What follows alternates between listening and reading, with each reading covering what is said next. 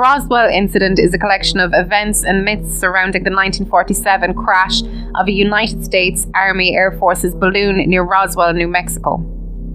Operated from the nearby Alamogordo Army Air Field and part of the top-secret Project Mogul, the balloon was intended to detect Soviet nuclear tests. After metallic and rubber debris was discovered by Roswell Army Junior Field personnel, the United States Army announced their possession of a flying disc. This announcement made international headlines but was retracted within a day. Obscuring the true purpose and source of the crashed balloon, the Army subsequently stated that it was a conventional weather balloon. In 1978, retired Air Force officer Jesse Marcel revealed that the Army's weather balloon claim had been a cover story, but speculated that debris was part of extraterrestrial origin. Popularized by the 1980 book The Roswell Incident, this speculation became the basis for long-lasting and increasingly complex and contradictory UFO conspiracy theories, which over time expanded the incident to include governments concealing evidence of extraterrestrial beings, grey aliens, multiple crashed flying saucers, alien corpses and autopsies, and the reverse engineering of extraterrestrial technology, none of which have any factual basis. Despite the lack of evidence, many UFO proponents claim that the Roswell debris was derived from an alien craft and accused the US government of a cover-up. The conspiracy narrative has become a trope in science fiction literature, film, and television. The town of Roswell leverages this to promote itself as a destination for UFO-associated tourism. By 1947, the United States had launched thousands of top-secret Project Mogul balloons carrying devices to listen for Soviet atomic tests. On June 4th, researchers at Alamogordo Army Air Field launched a long train of these balloons. They lost contact within 17 miles of W.W. McBrazel's ranch, where the balloons subsequently crashed. Later that month, Brazel discovered tinfoil, rubber tape, and thin wooden beams scattered across several acres of his ranch. Amid the first summer of the Cold War, press nationwide covered Kenneth Arnold's June 24th account of what became known as flying saucers, objects with allegedly performed maneuvers beyond the capabilities of any known aircraft. Publicity of Arnold's report incited a wave of over 800 sightings.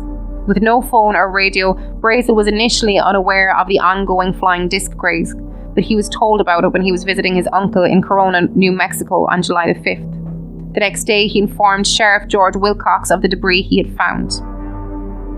Wilcox called Roswell Army Air Field, who assigned Major Jesse Marcel and Captain Sheridan Cavett to return with Brazel and gather the material from the ranch. On July the 8th, RAAF Public Information Officer Walter Holt issued a press release saying that the military had recovered a flying disc near Roswell. Robert Porter, an RAAF flight engineer, was part of the crew who loaded what he was told was a flying saucer onto the flight bound for Fort Worth Army Airfield. He described the material, packaged in wrapping paper when he received it, as lightweight and not too large to fit inside the trunk of a car. After station director George Walsh broke the news over Roswell radio station KSWS and related to the Associated Press, his phone lines were overwhelmed. He later recalled, "All afternoon I tried to call Sheriff Wilcox for more information, but could never get through to him. Media people called me from all over the world." Media interest in the case dissipated soon after a press conference where General Roger Ramey, his Chief of Staff Colonel Thomas DuBose, and Weather Officer Irving Newton identified the material as pieces of a weather balloon. Newton told reporters that similar radar targets were used at about 80 weather stations across the country. The small number of subsequent news stories offered mundane and prosaic accounts of the crash. On July the 9th, the Roswell Daily Record highlighted that no engine or metal parts had been found in the wreckage. Brazel told the Record that the debris consisted of rubber strips, tinfoil, paper, tape, and sticks. Brazel said he paid little attention to it, but returned later with his wife and daughter to gather up some of the debris. When interviewed in Fort Worth, Texas, Marcel described the wreckage as parts of the weather device composed of tinfoil and broken wooden beams. The 1947 official account omitted any connection to Cold War military programs. On July the 10th, military personnel at Alamogordo gave a misleading demonstration to the press. 4 officers provided a false account of mundane weather balloon usage throughout the previous year. They demonstrated balloon configurations that used many of the unusual configurations employed by the Mogul team as ways to gather meteorological data, offering a plausible explanation for any unusual aspects of the Roswell debris. The Air Force would later describe the weather balloon story as an attempt to deflect attention from the top-secret Mogul project. The Roswell incident remained relatively obscure for 3 decades. Reporting on the incident ceased soon after the government provided a mundane explanation, and broader reporting on flying saucers declined rapidly after the Twin Falls saucer hoax. Just days after the Roswell incident, a widely reported crash disk from Twin Falls, Idaho, was found to be a hoax created by 4 teenagers using parts from a jukebox. Nevertheless, belief in a UFO cover-up by the US government became widespread in this period. Hoaxes, legends, and stories of crashed spaceships and alien bodies in New Mexico emerged that would later form elements of the Roswell myth. In 1947, many Americans attributed flying saucers to unknown military aircraft. In the decades between the initial debris recovery and the emergence of the Roswell theories, flying saucers became synonymous with alien spacecraft. Trust in the US government declined and acceptance of conspiracy theories became widespread. UFO believers accused the government of a cosmic Watergate. The 1947 incident was reinterpreted to fit the public's increasingly conspiratorial outlook. The Aztec, New Mexico crashed saucer hoax introduced stories of recovered alien bodies that would later become associated with Roswell. It achieved broad exposure when the con artists behind it convinced Variety columnist Frank Scully to cover their fictitious crash. The hoax narrative included small grey humanoid bodies, metal stronger than any found on Earth, indecipherable writing, and a government cover-up to prevent public panic. These elements appeared in later versions of the Roswell myth. In retellings of the Roswell incident, the mundane debris reported at the actual crash site was replaced with the Aztecs' hoax's fantastical alloys. By the time Roswell returned to media attention, grey aliens had become a part of the American culture throughout the Betty and Barney Hill incident. In a 1997 Roswell report, Air Force investigator James McAndrew wrote that even with the exposure of this obvious fraud, the Aztec story is still revered by UFO theorists. Elements of this story occasionally re-emerge and are thought to be the catalyst for other crashed flying saucer stories, including the Roswell incident. Hangar 18 is a non-existent location that many later conspiracy theories alleged housed extraterrestrial craft or bodies recovered from Roswell. The idea of alien corpses from a crashed ship being stored in an Air Force morgue at the Wright-Patterson Air Force Base was mentioned in Scully's Behind the Flying Saucers, expanded in the 1966 book Incident at Exeter, and became the basis for a 1968 science fiction novel, The Vortex Conspiracy. Vortex was about a fictional cover-up by the Air Force unit charged with reverse engineering other nations' technical advancements. In 1974, science fiction author and conspiracy theorist Robert Spencer Carr alleged that alien bodies recovered from the Aztec crash were stored in Hangar 18 at Wright-Patterson. Carr claimed that his sources had witnessed the alien autopsy, another idea later incorporated into the Roswell narrative. The Air Force explained that no Hangar 18 existed at the base, noting a similarity between Carr's story and the fictional Vortex conspiracy.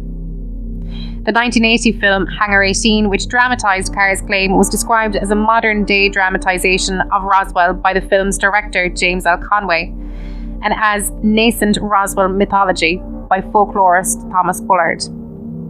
Decades later, Carr's son recalled that his father had been a habitual liar who often mortified my mother and me by spinning preposterous stories in front of strangers, befriending a giant alligator in the Florida swamps, and sharing complex philosophical ideas with porpoises in the Gulf of Mexico. Interest in the Roswell incident was rekindled after ufologist Stanton Friedman interviewed Jesse Marcel in 1978. Marcel had accompanied the Roswell debris from the ranch to the Fort Worth press conference. In the 1978 interview, Marcel stated that the weather balloon explanation from the press conference was a cover story, and that he now believed the debris was extraterrestrial. On December 19, 1979, Marcel was interviewed by Bob Pratt of the National Enquirer, and the tabloid brought large-scale attention to the Marcel story the following February. On September 20th, 1980, the TV series In Search Of aired an interview where Marcel described his participation in the 1947 press conference. The 1980 book, The Roswell Incident, popularized Marcel's account and added the claimed discovery of alien bodies found approximately 150 miles west of the original debris site on the plains of San Agustin. Marcel never mentioned the presence of bodies. Major Marcel's son, Jesse A. Marcel Jr., MD, maintained that when he was 10 years old, his father had shown him flying saucer debris recovered from the Roswell crash site, including a small beam with purple-hued hieroglyphics on it. Friedman, Berlitz, and Moore also connected Marcel's account to an earlier statement by Lydia Sleppy, a former teletype operator at the KOAT radio station in Albuquerque, New Mexico. Sleppy claimed that she was typing a story about crashed saucer wreckage as dictated by reporter Johnny McBoyle until interrupted by an incoming message ordering her to end communications. Between 1978 and the early 1990s, UFO researchers such as Stanton T. Friedman, William Moore, and the team of Kevin D. Randall and Donald R. Schmidt interviewed many people who claimed to have had a connection with the events at Roswell in 1947, generating competing and conflicting accounts. The first Roswell conspiracy book, released on October 1980, was The Roswell Incident by Charles Berlitz and William Moore. The authors had previously written popular books on fringe topics like the Philadelphia Experiment and the Bermuda Triangle. Anthropologist Charles Ziegler described the 1980 book as version 1 of the Roswell myth. Berlitz and Moore's narrative was the dominant version of the Roswell conspiracy during the 1980s. The book argues that an extraterrestrial craft was flying over the New Mexico desert to observe nuclear weapons activity when a lightning strike killed the alien crew. It alleges that after recovering the crashed alien technology, the US government engaged in a cover-up to prevent mass panic. The Roswell incident quoted Marcel's later description of the debris as nothing made on this earth. The book claims that in some photographs, the debris recovered by Marcel had been substituted for the debris from a weather device, despite no visible differences in the photographed material. The book's claims of unusual debris were contradicted by the mundane details provided by Captains Jared and Cabot, who gathered the material with Marcel. The Roswell incident introduced alien bodies via the second-hand legends of deceased civil engineer Grady Barney Barnett, purportedly found by archaeologists on the plains of San Agustin. The authors claim to have interviewed over 90 witnesses, though the testimony of only 25 appears in the book. Only 7 of them claimed to have seen the debris. Of these, 5 claimed to have handled it. Some elements of the witnessed accounts, small alien bodies, indestructible metals, hieroglyphic writing, matched other crashed saucer legends more than the 1947 reports from Roswell. Berlitz and Moore claimed Scully's long-discredited crashed saucer hoax to be an account of the Roswell incident that mistakenly placed the area of the crash near Aztec. In an interview with Mac Brazel's son, William Brazel Jr., described how the military arrested his father and swore him to secrecy. However, during the time that Brazel was alleged to have been in military custody, multiple people reported seeing him in Roswell, and he provided an interview to local radio station KGFL. The most significant witness was Jesse Marcel. Independent researchers would find patterns of embellishments in Jesse Marcel's account, including provably false statements about his military career and educational background. If you like that, then listen to our main show every Wednesday on all good podcast providers. It's Alive, the really, really fake true crime horror podcast. All the guts and gore, none of the guilt. See you on Wednesdays.